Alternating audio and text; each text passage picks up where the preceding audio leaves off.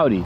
Today I'm going to be talking about what it's like to own and daily drive a Subaru WRX STI. Just as a little background on who I am, I've always been into cars from a young age. I had my whole race car, NASCAR, Hot Wheel phase, and from there I kind of just always kept the like of cars with me. As I grew up throughout high school, I had my dream cars. I was really into BMW M series cars and just crazy insane race cars with all these different liveries and all the cool artwork around race cars. And then it came time to get my first car, but because of the circumstances, because of what life was like at the time, the best car for me to get was actually a Fiat 500e, which is an electric, it's a really small coupe.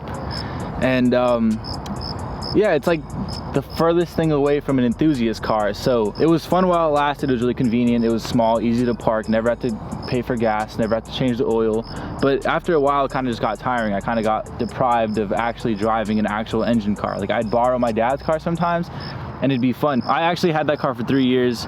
So for 3 years, I could only drive an 80-mile range. And it wasn't until that lease was up that I was able to get the Subaru WRX STI. So it's kind of a crazy jump to go from a small electric car to a crazy manual all-wheel drive gas car. So after researching my next car, the car after the Fiat, I realized that Subarus are really, really cool. I've always kind of liked them.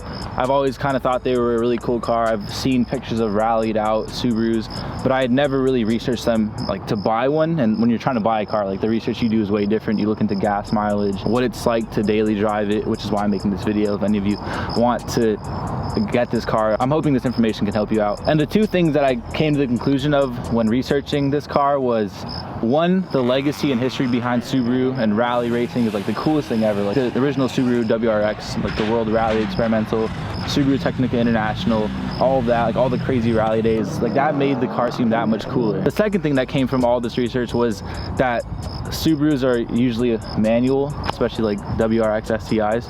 And that kind of scared me because I had no idea how to drive manual at the time. I had never even thought of driving stick. Literally my car was electric with no transmission, nothing. After a little bit more digging, I saw that there are CVT Subarus, but I saw a lot of people really hate CVT because it's not the same as manual. And when you get an STI, it has to be manual.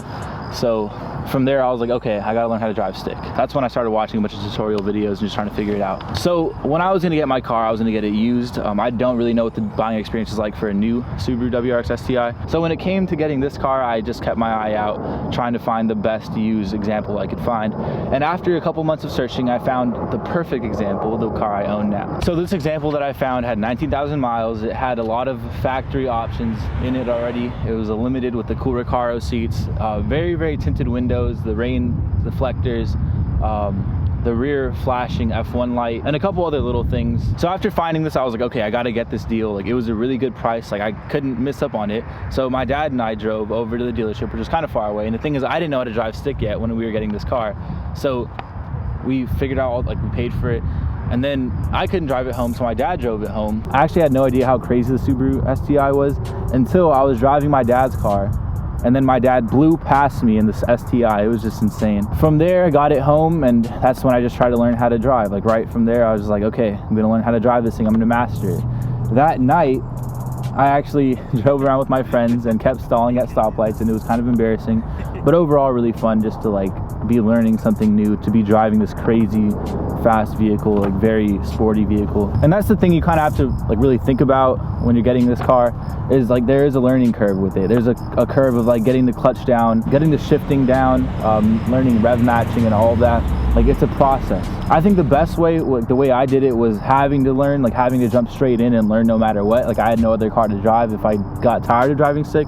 So I was kind of just forced. If you really want to learn, that's a lot better than dipping your toes in it and then not doing it, because I would literally fall asleep hearing my exhaust tone in my mind and then dream of driving stick just because I wanted to have it down that badly. And it was something I really cared about. With this car, with the Subaru WRX STI, because of the sporty look of it with the spoiler, you get a lot of people trying to race you. I'm guilty of safely racing cars, just doing a pull. Another great thing about this car is you'll see other STI drivers and they'll always hold the peace sign. I get excited when I see another STI. I actually had an experience last night where I was driving with my friends, and another one with a couple of modifications came up and it was two-stepping, revving their car, and they had a cool exhaust. So it was just a nice little community to be a part of. Because once I parked my car somewhere at a friend's house, and it was like an area that I don't live near, but someone put a note on my car saying, yo, I also have a white STI, like let's go to Cars and Coffee together.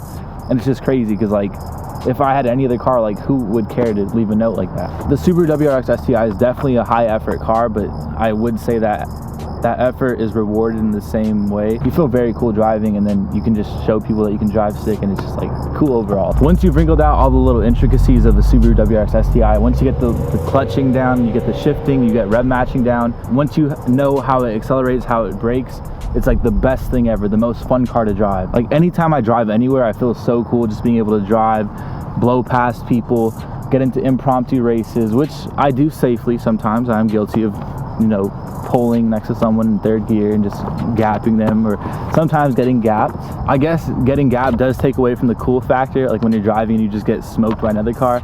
But something that's really good about this car is all the modifications you can do to it. The base of this car has been around for almost 20 years, which has allowed a lot of different companies to make different parts for this car.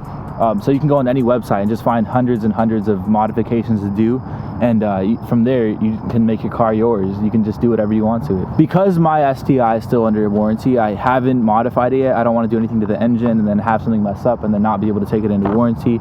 So I've been holding off on that. I would like to maybe someday do an exhaust and a two-step, like a Cobb access port, maybe a cold air intake as well, just a stage 2 tune. The one thing I did do to my car already is an interior modification, and that's the star headliner.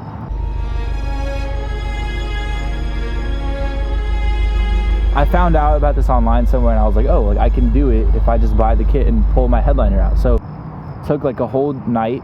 It was really stressful. Finally got it done, and it turned out really nice, and now I can just have it whenever. Something else I really want to do, I've talked about this a lot online before, is a Tasha wrap my car. And if you don't know what a Tasha wrapping is, it's a way of wrapping your car with anime characters. It's popular in Japan. Lil Uzi Vert actually recently showed that he had a bunch of his cars Tasha wrapped, and I already have my whole template and everything set, but I just need to like make money to wrap my car because I can't justify spending that much money. Would I recommend this car to other people?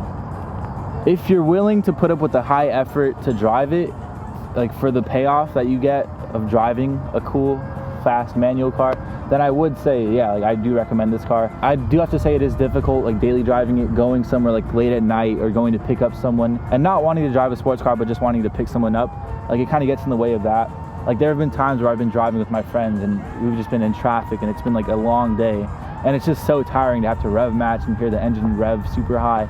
Like you just want to drive and get home, but you have to put up with this just because that's the car it is. If you have any other questions, anything I didn't talk about, I know I didn't talk about gas mileage, but it's really low. That's kind of all I have to say about it. But if there's anything else you'd like me to talk about, you can leave a comment down below. I would like to have a conversation about it. I want to like make more friends with cars like these so I can talk to them about modifications and everything that goes into driving these kinds of cars, because they are very cool. But yeah, that's it. Thank you for watching. I hope to continue modifying my car into the future and being able to document it. So it's cool to like show a stock image of my car, a stock snapshot of my car at the moment. But yeah, thank you for watching.